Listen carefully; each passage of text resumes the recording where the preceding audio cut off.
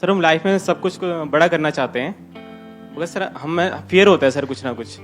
तो सर मैं जानना चाहता हूँ आपकी तरह सर फियरलेस कैसे हो सकते हैं सर? कितने लोग चाहते हैं? आई आंसर दे। और तेरी इतनी मेजोरिटी, आपको तो भाई पॉलिटिक्स में होना चाहिए।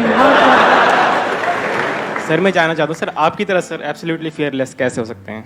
मेरी तरह? Yes sir. मेरी तरह तो एक ही है भैया इस दुनिया में।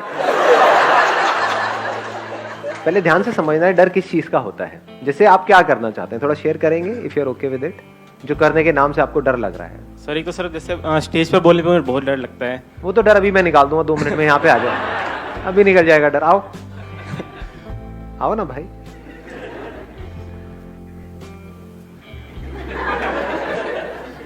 Thank you sir. अब बताओ क्या डर है इसके अंदर? इन खचरों से क्यों डर रहे हो?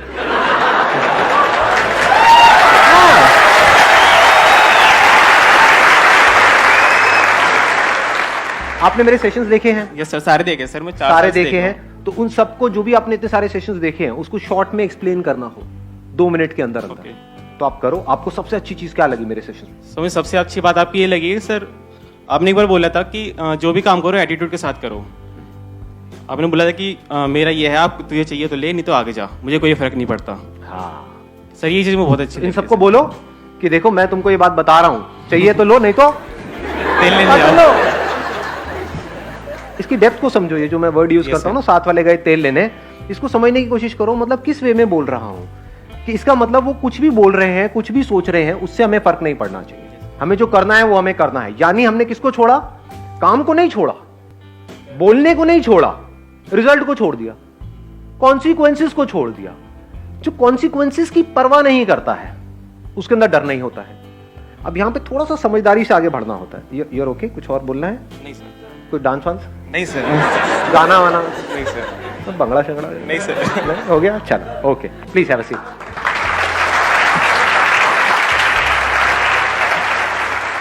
इसको मैं थोड़ा सा और बिल्ड करूंगा इस पर्टिकुलर पॉइंट को, क्योंकि बड़ा इंटरेस्टिंग है। मैंने क्या कहा? कॉन्सिक्वेंसेस को छोड़ दो। तो किन कॉन्सिक्वेंसेस को हम छोड़ें? 2 तरह के, एक है फिजिकल, एक है साइकोलॉजिकल। साइकोलॉजिकल कॉन्सिक्वेंसेस को छोड़ दो, फिजिकल के लिए प्लान कर लो। मतलब कि कोई काम आप करने वाले हो, आपको डर लग रहा है, पहले आपको देखना है किस वजह से डर लग रहा है।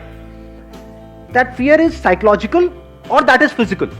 जैसे मैं एक पहाड़ के ऊपर खड़ा हुआ हूं, मुझे डर लग रहा है यहां से नीचे छलांग लगाने में, तो वो लगना भी चाहिए। That is not psychological, that is what? Physical. आ रही है ना बात पकड़ में? ये बड़ा सटल सा पॉइंट है, अगर आप इसको कैप्चर करोगे तो बड़ा मजा आएगा। फिजिकल फियर्स के लिए क्या करना है? प्लान करना है, वहां पर प्लानिंग काम आती है। साइकोलॉजिकल फियर्स में कोई प्लानिंग काम नहीं आती है, वहां पर सिर्फ समझ काम आती है। जैसे अभी जो इनका फियर था पब्लिक स्पीकिंग का, वो क्या है? वो फिजिकल फियर है या साइकोलॉजिकल है? साइकोलॉजिकल है, क्योंकि फिजिकली यहां पर आकर के कुछ भी करके चले जाएं, कोई कुछ नहीं करने वाला। सब देखेंगे 2-4 मिनट में, सब भूल भाल जाएंगे। तो आप कोई काम करने वाले हो और आप कह रहे हो कि मेरे को वो काम करने से डर लग रहा है। क्यों डर लग रहा है? इसको फिगर आउट करना है। क्या इसलिए डर लग रहा है कि मैं वो काम करूंगा तो लोग क्या कहेंगे, मेरे घर वाले क्या कहेंगे, किसी को बुरा ना लग जाए? ये सब क्या है? साइकोलॉजिकल है। या डर इसलिए लग रहा है कि मैंने 5 साल तक काम करके कुछ पैसा जोड़ा है, मान लो 5 लाख रुपए जोड़ा है, और बड़ी मेहनत करके सुबह से रात तक, तो मुझे डर लग रहा है कि मैं ये काम करूं और वो पैसा चला ना जाए। ये क्या है? साइकोलॉजिकल है, फिजिकल है? फिजिकल है। ये डर होना भी चाहिए। जिनमें ये डर नहीं होता वो सड़क पे आ जाते हैं, बर्बाद होने में 2 मिनट लगते हैं। तो बस ये 2 ही तरह के फियर्स होते हैं, फिजिकल है, साइकोलॉजिकल है। फिजिकल में क्या काम आता है? Planning, learning, knowledge, understanding of that thing that you are doing. जैसे अगर पहाड़ से आपको छलांग लगानी ही लगानी है तो बंजी जंपिंग करो ना, उसमें कोई रिस्क नहीं है। लगा के करें सर। पैराशूट तो इतनी जल्दी नहीं खुलेगा, ट्राई मत करना भाई साहब, उसी पैराशूट में आपको लेकर के जाएंगे।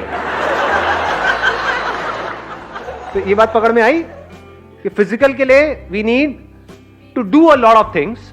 इन psychological fears nothing needs to be done, it just needs to be understood. उसको समझ लेना है और समझ करके एक्ट करना है।